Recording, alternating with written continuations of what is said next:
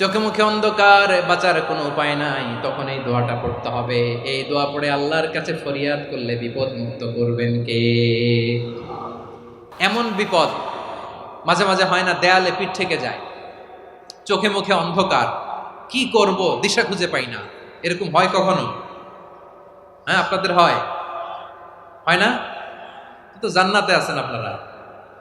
হয় হয় এরকম হয়েছে না যে দেয়ালে পিঠ থেকে গেছে, চোখে মুখে অন্ধকার, কই যাব, কি করব, বাঁচানোর কেউ না, এরকম হয়েছে কখনো আপনাদের?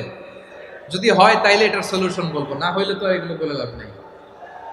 হয় হয় হয় বিশ্বনবী এরকম কঠিন বিপদে পড়েছেন জীবনের কিছু কিছু মুহূর্তে।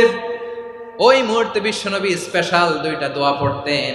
এই দোয়াগুলো আপনাদেরকে জানিয়ে দে। বিশ্বনবী বলেন, কঠিনতম বিপদে যখন পড়বা, দেয়ালে পিঠ থেকে যায়, চোখে মুখে অন্ধকার, বাঁচার কোনো উপায় নাই, তখন পড়বা লা ইলাহা ইল্লা আনতা সুবহানাকা ইন্নী কুনতু মিনাজ জালিমিন। আল্লাহ, তুমি ছাড়া কোনো ইলাহ নাই, তুমি পবিত্র, নিশ্চয় আমি জালিমদের অন্তর্ভুক্ত। সুবহানাল্লাহ বলেন। এই দোয়া সাইয়েদনা ইউনূস আলাইহিস সালাম পড়েছিলেন যখন মাছের পেটে ছিলেন। কিসের পেটে? এবং অনেক মুফাসসিরিন একরাম বলেছেন, অনেক আহলুল ইলমরা বলেছেন, এটা হচ্ছে ইসমে আজম। ইসমে আজম এমন দোয়া যেটা দিয়ে দোয়া করলে আল্লাহ দোয়া কবুল করে, কিন্তু এটা কোনটা, এটা নিয়ে ইখতিলাফ আছে। কোন আহলুল ইলম বলেন এই লা ইলাহা ইল্লা আনতা সুবহানাকা ইন্নী কুনতু মিনাজ জালিমিন, এটা হচ্ছে ইসমে আজম। সাইয়েদনা ইউনূস আলাইহিস সালাম পড়েছেন। আপনারা পড়েননি? তুফান হইলে পড়েন না? আমাদের এলাকায় তো এটা খুব, এটার উপর ব্যাপক আমল আছে। পটুয়াখালীতে কি অবস্থা বলেন? পড়েন পড়েন পড়েন পড়েন। একটা গল্প শুনেছিলাম, পাক হানাদার বাহিনী যখন বাংলাদেশে অ্যাটাক করতো, ৭১ সালের ঘটনা বলতেছে, আমরা তো দেখি নাই, শুনছি আর কি। ৭১ যদি দেখতাম এতদিনে রাজাকার হয়ে যেতাম। আল্লাহ আমাদেরকে বাঁচাই দিছে, আল্লাহর মেহেরবানি, ঠিক কিনা বলেন? মন মতো হইলে মুক্তিযোদ্ধা, মন মতো না হইলে রাজাকার। কত কিছু দেখলাম এই শাহবাগের বুকে। আল্লাহ, ৭১ সালে দেখি নাই, আমরা শুনেছি, পাক হানাদার বাহিনী জিজ্ঞেস করত মুসলিম না অমুসলিম চেক করার জন্য, বলতো কালেমা বল, কালেমা বাতাও। তো যারা কালেমা বলতে পারতো পাকিস্তানি বাহিনী নাকি ওদেরকে ছেড়ে দিত, শুনেছি। তো একজনকে, এক বাঙালিরে পেয়ে তার মাথার মধ্যে বন্দুকর নল ধরে বলতেছে কালেমা বল সালে, কালেমা বাতা, কালেমা বল। তো ভয়ের চোটে এই দোয়া পড়া শুরু করছে। ও পড়তেছে লা ইলাহা ইল্লা আনতা সুবহানাকা ইন্নী কুনতু মিনাজ জালিমিন। পাকিস্তানি বলে সালে ইয়ে তো মুসিবত কা কালেমা হ্যায়। বাঙালি কয় হাম তো ভি মুসিবত মে হ্যায়। পাকিস্তানি বলে বেটা কোন দোয়া বললে, এটা তো মুসিবতের কালেমা। কয় আমিও তো মুসিবতে আছি, আমার মাথার মধ্যে বন্দুক ধরে তুমি আমারে কালেমা জিজ্ঞেস করো, এখন কোনটা কালিমা আর কোনটা কি দোয়া, আমার হুশ আছে নাকি? প্রিয় ভাইরা, আসলে এটা দোয়াউল মুসিবা, বিপদে পড়লে এ দোয়া পড়তে হয়। লা ইলাহা ইল্লা আনতা সুবহানাকা ইন্নী কুনতু মিনাজ জালিমিন, এটা পড়বেন আপনারা। এই দোয়া পড়ে সাইয়েদনা ইউনূস আলাইহিস সালাম মাছের পেট থেকে রক্ষা পেয়েছিলেন। রক্ষা করেছিল কে? তুমি ইউনূস নবীরে যখন খাইলো মাছেতে গিলিয়া, ফেরেশতা পাঠাইয়া দিলে ইসমে আজম দিয়া। প্রাণে ছিল যাহার ভয়, সেথা পাইল আশ্রয়। প্রাণে ছিল যাহার ভয়, সেথা পাইল আশ্রয়। মাছের পেট হতে সে যে পেল পরিত্রাণ। আল্লাহু আল্লাহু তুমি জাল্লে জালালুহু, শেষ করা তো যায় না গে তোমার গুণগান। আল্লাহু আল্লাহু, সুবহানাল্লাহ পড়ে। লা ইলাহা ইল্লা আনতা সুবহানাকা ইন্নী কুনতু মিনাজ জালিমিন। বিশ্বনবী বললেন, দেয়ালে পিঠ থেকে গেলে, চোখে মুখে অন্ধকার, বাঁচার কোনো উপায় নাই, তখন এই দোয়াটা পড়তে হবে। এই দোয়া পড়ে আল্লাহর কাছে ফরিয়াদ করলে বিপদ মুক্ত করবেন কে?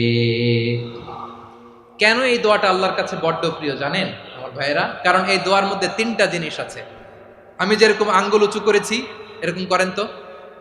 3টা। কয়টা? 3টা। 1 নম্বরে হচ্ছে তাওহীদ, 2 নম্বরে তাসবিহ, 3 নম্বরে তাকরীর। আই রিপিট, আবারও বলছি, 1 নম্বরে তাওহীদ, 2 নম্বরে তাসবিহ, 3 নম্বরে তাকরীর। এ দোয়াটা আল্লাহর কাছে এত পছন্দনীয় কারণ এ দোয়ার প্রথম অংশে আছে তাওহীদ, আল্লাহর একত্ববাদের ঘোষণা। লা ইলাহা ইল্লা আনতা, ও আল্লাহ আপনি ছাড়া কোনো ইলাহ নাই, উপাস্য নাই। এ কথা বললে আর আল্লাহ বড় খুশি হয়ে যায়, সুবহানাল্লাহ পড়েন। এ দোয়ার দ্বিতীয় অংশে আছে তাসবিহ, মানে আল্লাহর প্রশংসা, প্রশংসা সূচক বাণী। সুবহানাক সুবহানাক সুবহানাক, ও আল্লাহ আমি আপনার পবিত্রতা ঘোষণা করছি, সুবহানাক। এ কথা শুনলেও আল্লাহ খুশি হয়ে যায়, সুবহানাল্লাহ পড়েন। এই দোয়ার তৃতীয় অংশে আছে তাকরীর, তাকরীর মানে পাপের স্বীকৃতি। তাকরীর মানে কি? তাকরীর মানে পাপের স্বীকৃতি। এই দোয়ার তৃতীয় অংশে আছে ইন্নী কুনতু মিনাল যালিমিন, ও আল্লাহ আমি জালিমদের অন্তর্ভুক্ত। আল্লাহ আল্লাহ আমি জালেম, আল্লাহ আমি ভুল করেছি, অন্যায় করেছি, আল্লাহ আমি জালেমদের অন্তর্ভুক্ত। এই পাপের স্বীকৃতি, অ্যাকনলেজমেন্ট আল্লাহ বড্ড পছন্দ করে।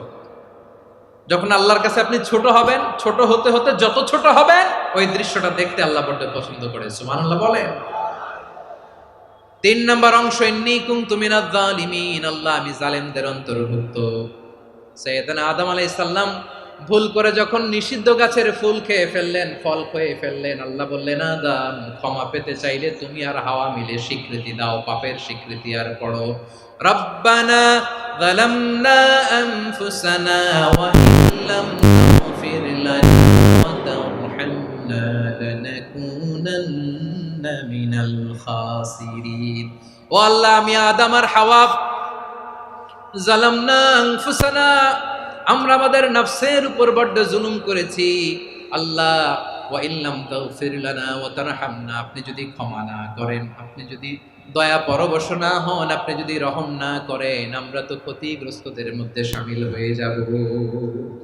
এই দোয়া করার সাথে সাথে সাইয়েদনা আদম আর হাওয়া আলাইহিস সালামকে ক্ষমা করে দিলেন কে? তাহলে এই দোয়ার 3 নম্বর অংশ তাকরীর, এটা আল্লাহ বড্ড পছন্দ করে। আমার কলিজার টুকরা ভাইয়েরা, গুনাহ করে শিকার যেতে হবে, এটা আল্লাহ ভালোবাসেন। সাইয়েদনা আবু বকর রাদিয়াল্লাহু তাআলা আনহু বিষ্ণু ইসা ইসলামকে বললেন, ইয়া রাসূলুল্লাহ আল্লিমনি দুআআন আদউ বিহি ফি সলাতি, নবী হে আপনি আমার এমন একটা স্পেশাল দোয়া শিখায়া দেন যে দোয়াটা আমি নামাজে পড়ব।